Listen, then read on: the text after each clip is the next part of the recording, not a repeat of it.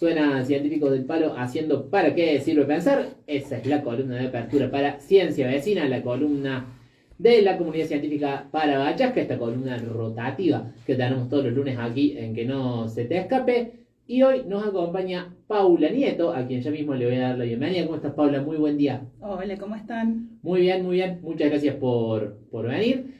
Bueno, siempre presento a cada columnista que se acerca los lunes en base a sus títulos, en base a su grado. Esta vez te cedo a vos el espacio para que te presentes.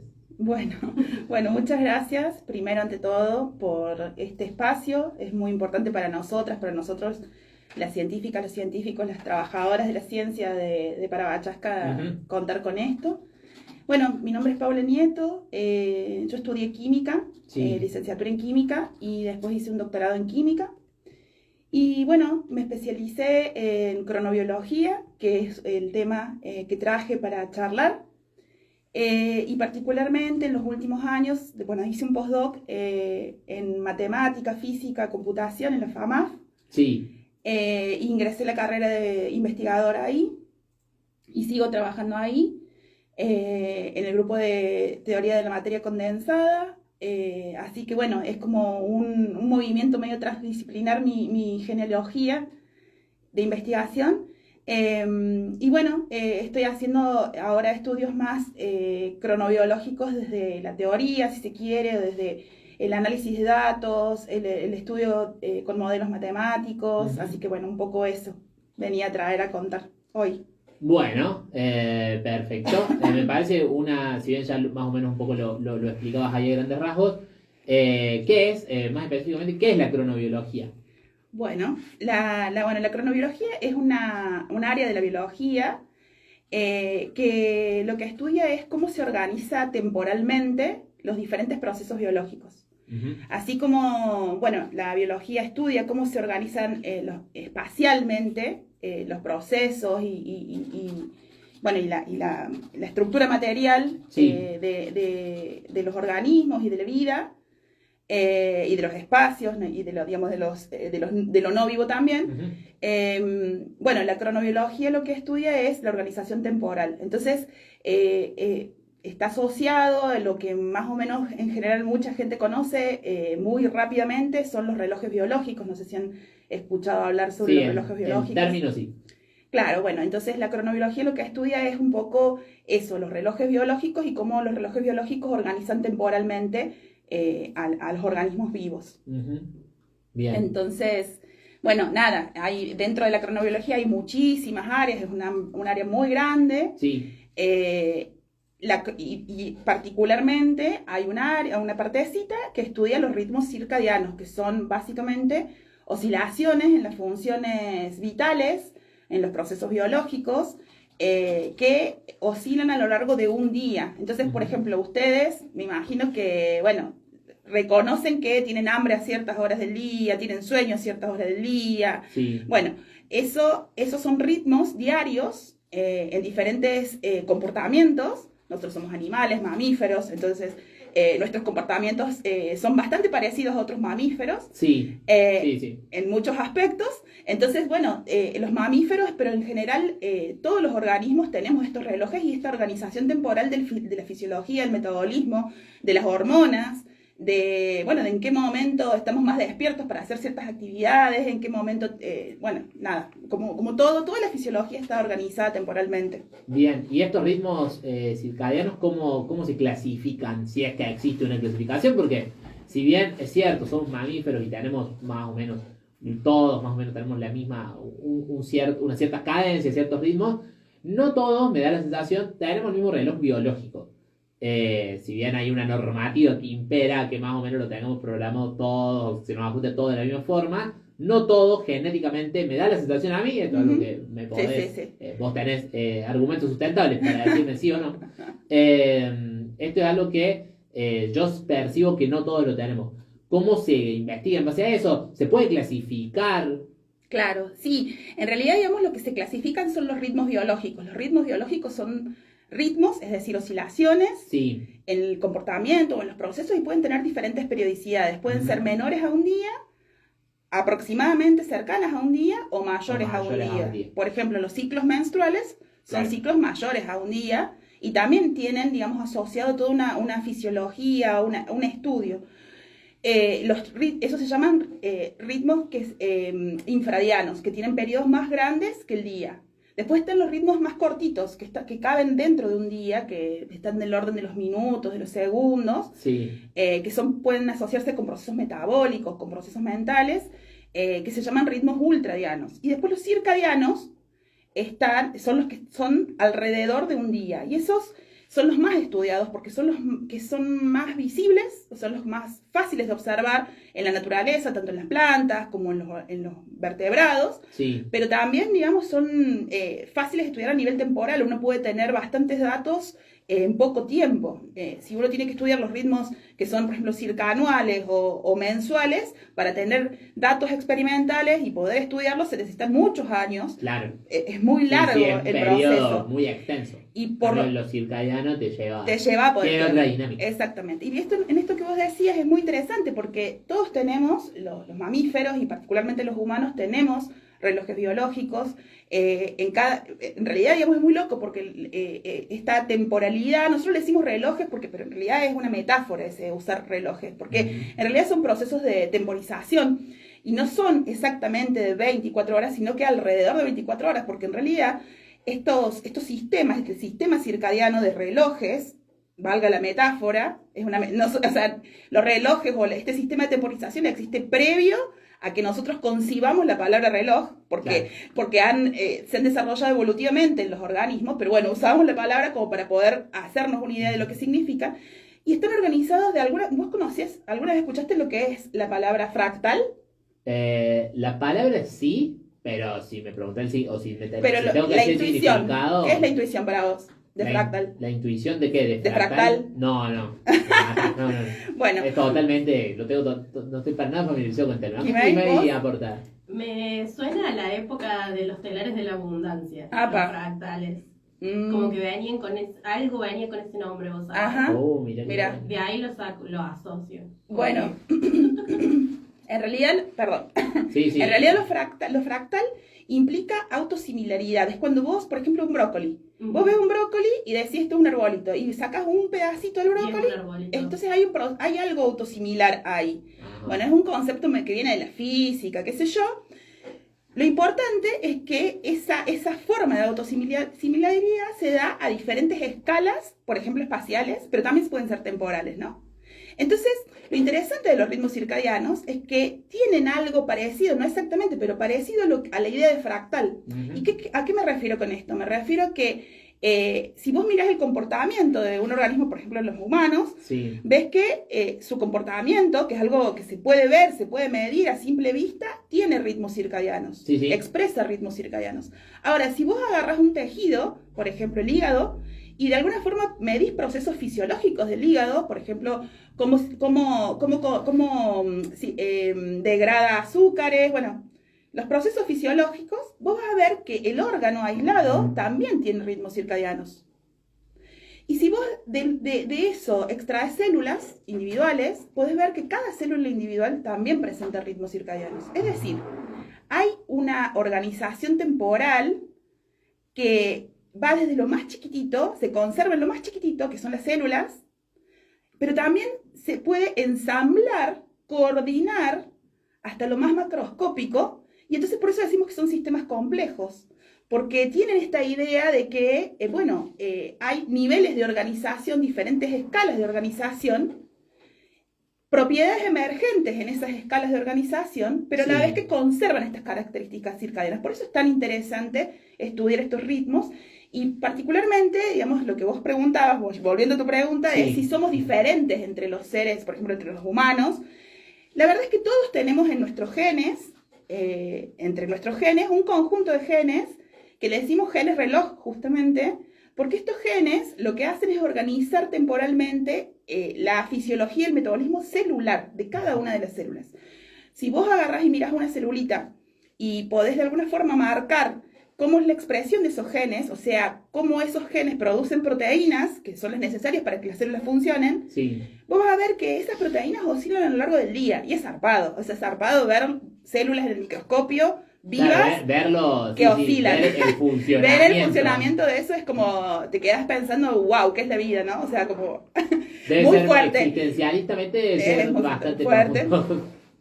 Entonces, pero bueno, los seres humanos somos diversos. No todos tenemos exactamente los mismos genes. Sí. Sí tenemos genes similares, digamos, parecidos, pero muchos tenemos mutaciones o polimorfismos se le llaman.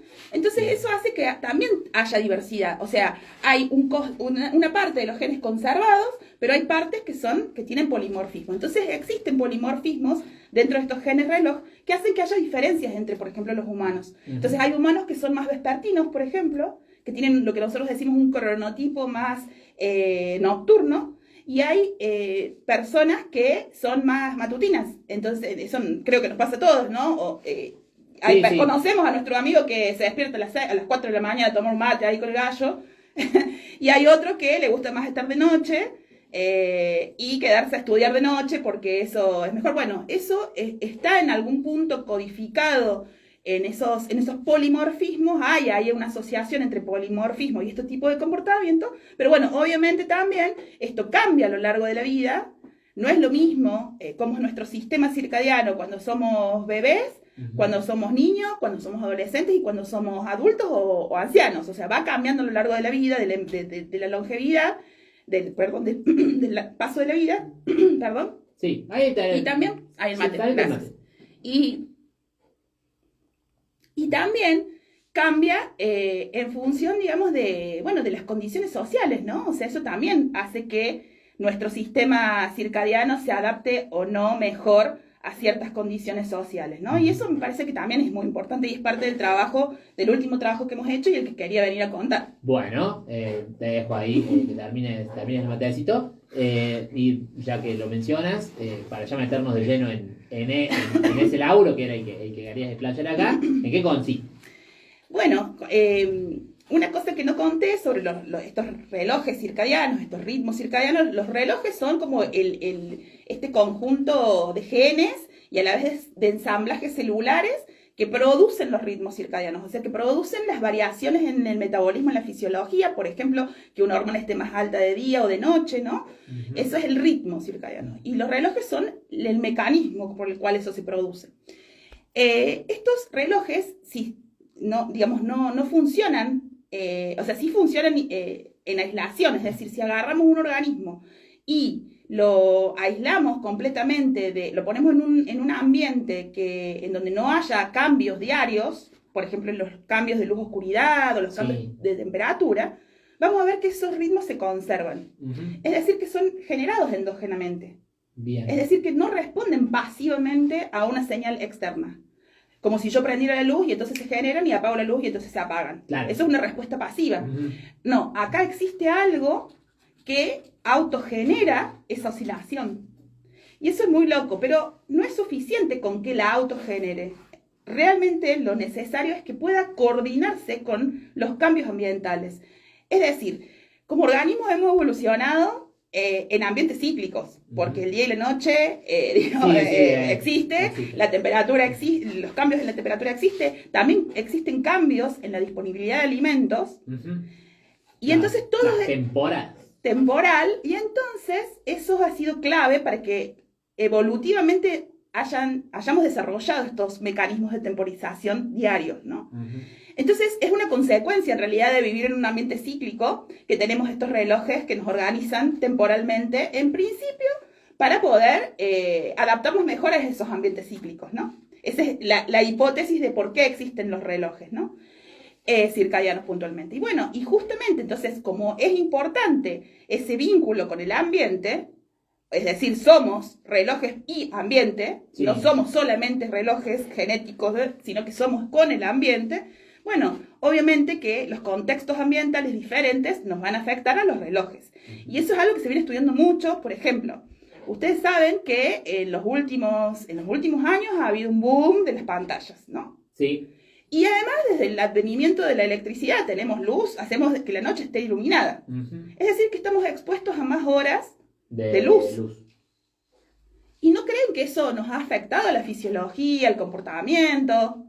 Bueno, sí, nos ha afectado. De hecho, hay un trabajo muy hermoso de Diego Golombek, que les recomiendo a todos que lo vayan, lo escuchen. Diego es un cronobiólogo muy conocido, muy reconocido, y aparte es un comunicador de la ciencia pública, o sea, un comunicador público de la ciencia muy, muy zarpado, que trabaja en Buenos Aires, muy reconocido a nivel internacional, que tiene un trabajo en donde trabaja con comunidades que no tienen acceso a la luz y ve cómo, y otras que sí, y comunidades COM y Wichi, y lo que ellos demuestran es que el acceso a la luz hace que tengamos menos horas de sueño.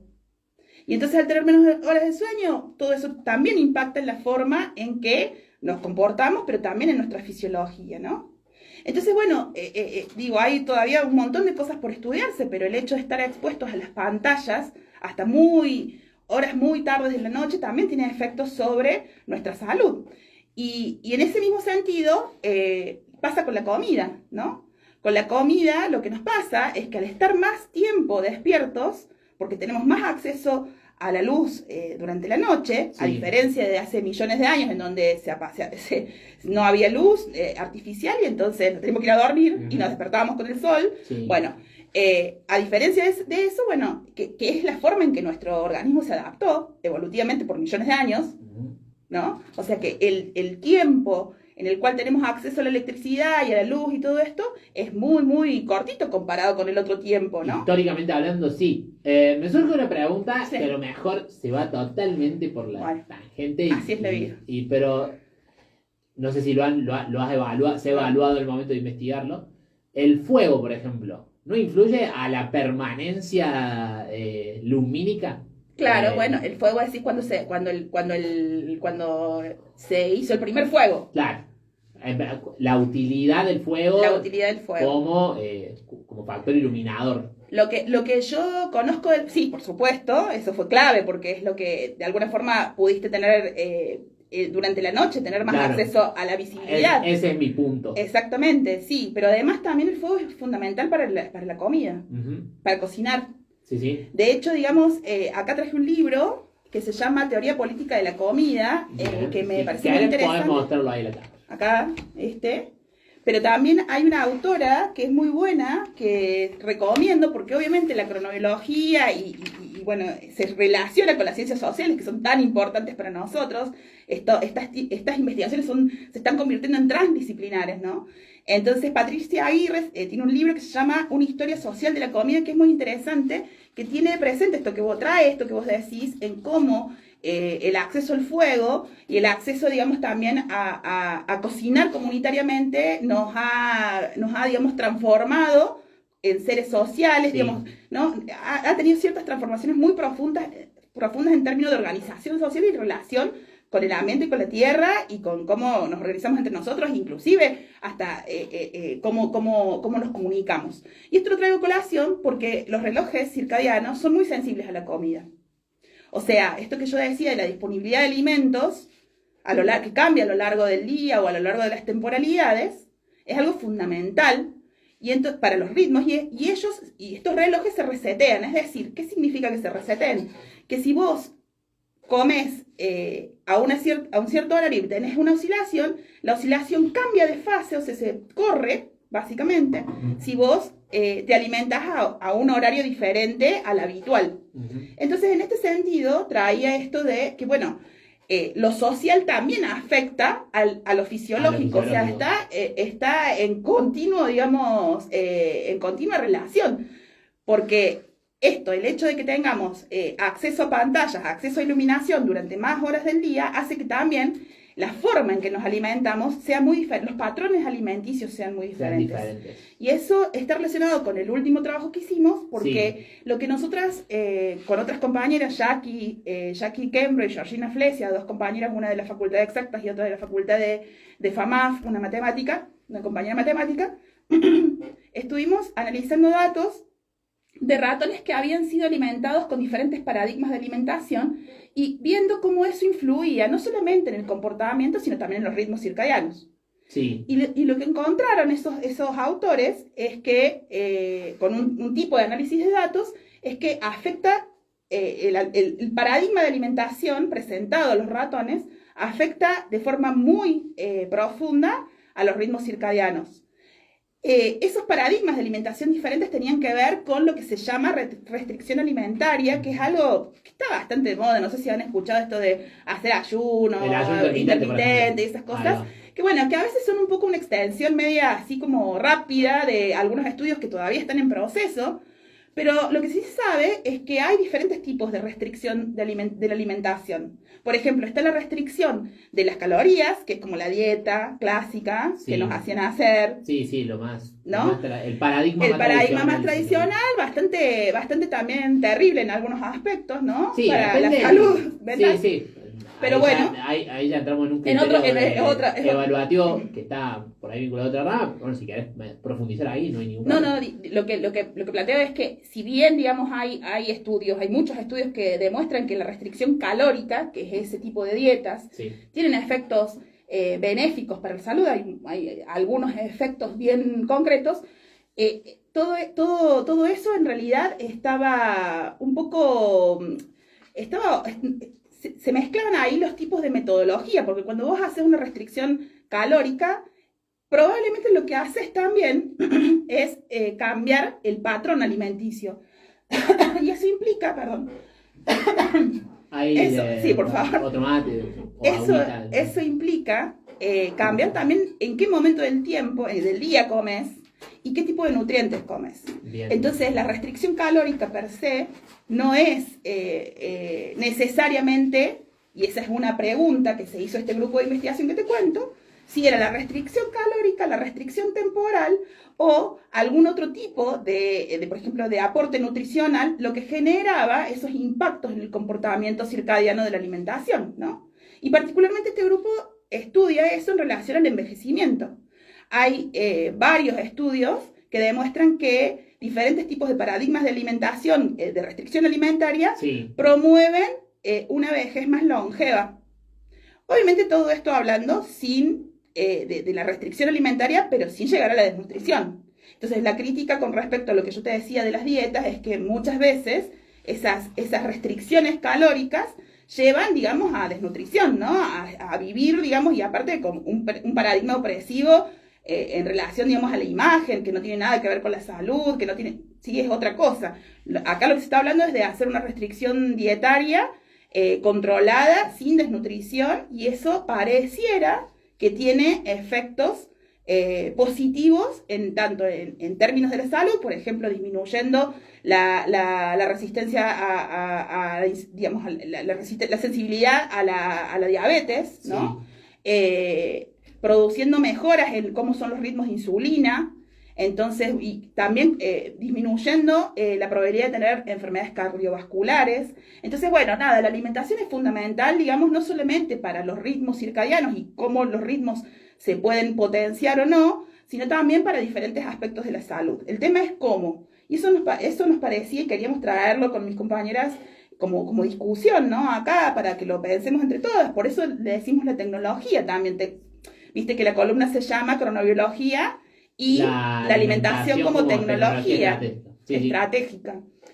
Y esto es porque en estos estudios, que son un montón y son súper complejos, y vale la pena, digamos, en todo caso en otro momento venir y profundizar sobre eso, ¿no? Porque hay diferentes tipos de paradigmas de alimentación. No es lo mismo como te decía, una restricción calórica que una restricción nutricional, es decir, por ejemplo, una restricción de carbohidratos o una restricción de proteínas, como por ejemplo lo que hacen las personas que son veganas o vegetarianas. Son diferentes tipos de formas de alimentación. Es como vos decís, una restricción calórica que se refiere a la limitación de las calorías, pero que es transversal a cualquier tipo de alimento, a una restricción nutricional que ya afecta a limitarse a comer ciertas cosas. Exactamente. ¿Y qué es lo que mejora la salud en estos estudios que se están haciendo? Bueno, esa es un poco la pregunta que todavía se sigue estudiando, pero se sabe que el tema, digamos, del momento, la restricción temporal, o sea, el momento en donde una consume la comida, es algo fundamental.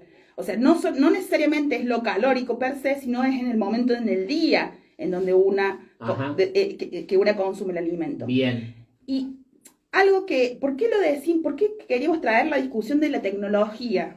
¿Por qué eso? ¿Por qué la alimentación es una tecnología? Bueno, porque cuando vos lees estos estudios que hacen todos estos paradigmas de alimentación. Sí, que hipotetizan y digamos, ofrecen a los animales diferentes paradigmas, están estudiando diferentes cosas. Cuando vos lees las introducciones de esos trabajos, básicamente la idea central es, queremos evaluar todos estos diferentes paradigmas de alimentación para optimizar la salud humana, para hacernos más longevos. O sea, ese es como el objetivo. Digo, si bien se hacen en estudios animales, el objetivo así como a largo plazo es cómo esto puede optimizar el funcionamiento o la salud humana, ¿no? Uh-huh. Entonces, en algún punto se está pensando eso como una tecnología. Es decir, de hecho se le dicen intervenciones. Así como se dicen intervenciones farmacológicas, intervenciones genéticas, ahora se está hablando de intervenciones alimenticias. Sí. En función de todos estos estudios. Entonces se está pensando a la alimentación como una tecnología para aumentar la longevidad, para mejorar la salud en ciertas condiciones de restricción dietaria que no implican malnutrición o desnutrición. Bien. Y eso nos parece interesante porque se está planteando desde el aspecto más biológico, si querés, de las ciencias duras, pero al mismo tiempo, y se está planteando a nivel mundial, ¿no? Estos son los estudios a nivel mundial. Sí. Pero al mismo tiempo a nosotros nos hacía como reflexionar acerca de la situación en la que estamos viviendo ahora. Nosotros, acá, situadamente. Y lo que estamos viviendo es que, en realidad, digamos, el acceso a la alimentación no está siendo óptimo para nosotras, digamos, para muchas personas. De hecho, en los últimos, o sea, esto trae larga data, pero ¿qué es lo que comemos todos los días? ¿A qué tenemos acceso? A carbohidratos, que en general, digamos, consumir muchos carbohidratos no nos hace bien a la salud. Sí, disminuye esta sensibilidad, aumenta la sensibilidad a la diabetes. Un poco estábamos hablando ahí con la compañera antes de entrar al programa que se ve fuertemente cómo empieza a haber mayor casos de personas con diabetes desde que son chiquititos. Sí, hay una proliferación de los trastornos, no sé si son trastornos alimenticios, pero este tipo de enfermedades que son sensibles justamente a la alimentación. Y eso tiene que ver con la calidad de la alimentación. Entonces, nos preguntábamos con nuestras compañeras acerca, bueno, si se está pensando en la alimentación como tecnología, ¿qué implica que nos estemos alimentando como nos estamos alimentando? ¿Y eso no es una tecnología también? Es decir, lo que queríamos venir a traerla como reflexión, como una pregunta para dejar y que reflexionemos. ¿Qué tipo de tecnología de la alimentación se nos está proponiendo cuando tenemos, no sé, un 35% de personas, digamos, sin llegar a la canasta básica? Claro. Sí, ahí es el eje social. Es el eje social. ¿Qué tipo de tecnología se está produciendo? Digo, tecnología social, que como dije, ¿no? Lo biológico no se puede escindir de lo social, por todo lo que ya expliqué de que la interacción que tenemos con el medio ambiente es fundamental, o sea, eso es lo que nos da origen en algún punto, como seres.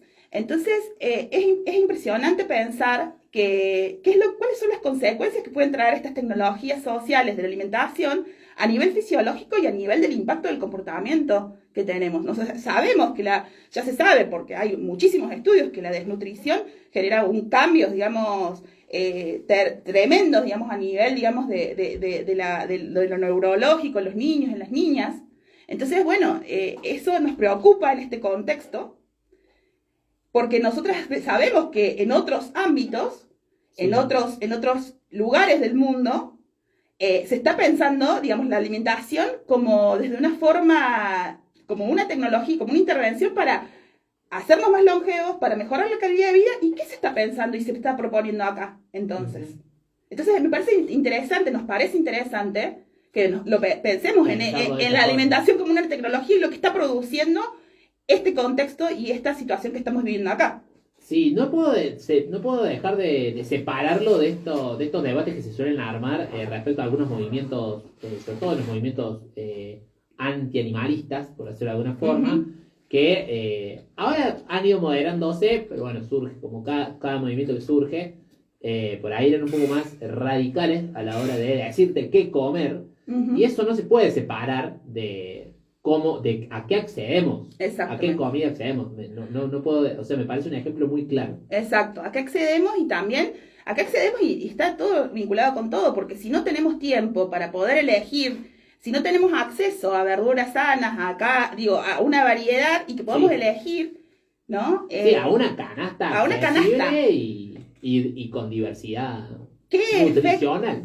Exactamente, o sea, que sea realmente nutricional, y eso está relacionado, por supuesto, con el acceso a la tierra, con quién produce, que tiene que ver con lo que la columna anterior que vinieron las chicas y que contaban lo de los agricultores periurbanos, zarpado. No me salía el zarpado ese trabajo. Entonces, digo, todo está relacionado con todo, y entonces, ¿cómo se construyen las capas de esta tecnología social que de alguna forma impacta en nuestra salud, porque es la salud ambiental que está íntimamente relacionada con lo biológico, porque sabemos que la alimentación impacta en los relojes circadianos, en los relojes biológicos, y eso tiene un impacto a su vez en el comportamiento, muy profundo. Nosotros lo medimos en diferentes escalas temporales del comportamiento. Nosotros lo que hicimos fue medir el comportamiento. ¿Viste que a los ratones les gusta correr en ruedita? Sí. Bueno, eso se puede medir. Uno puede tener un sensor ahí y ver cómo corren, y entonces uno tiene una serie temporal, y a través de métodos numéricos de análisis de datos, que eso fue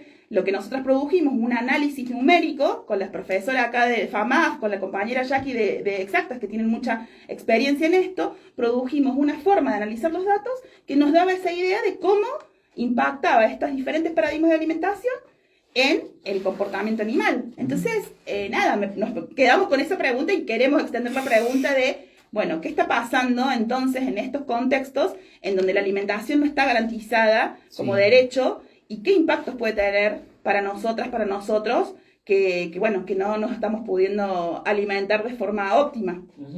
Bueno, excelente la columna, además muy bien llevada. La verdad que impecable, Paula, no se nota. Estaba nerviosa.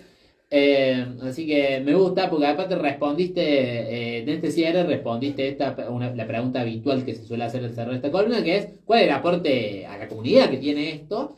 Y me parece muy loco cómo se vincula esta cuestión de los ritmos circadianos y la periodicidad del trabajo biológico con el acceso a la comida. Me parece muy loco, y cuántas cosas, bueno, esta columna nos ha demostrado eso, cuántas cosas que uno jamás asociaría o inicialmente o intuitivamente, jamás asociaría a la ciencia exacta con la ciencia social.